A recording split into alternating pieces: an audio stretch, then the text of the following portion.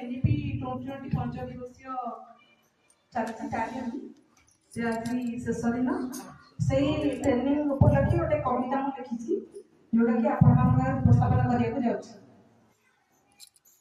नूतन शिक्षा नीति एनईपी 2020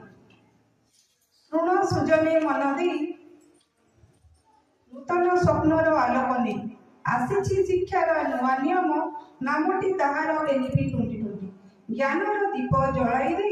गढ़ सुनार भारत से मातृभाषा शिक्षा आरंभ शिशु मन हो खुशी भय पाठ्य खचड़ा हो सहज दक्षता हेब मूल आधार कला क्रीड़ा और कौशल सह पढ़ाटी हो सामान्य मूल्य वैज्ञानिक भावना सहित शिक्षा हो नुआ आकार सृजनशीलता फुटी उठी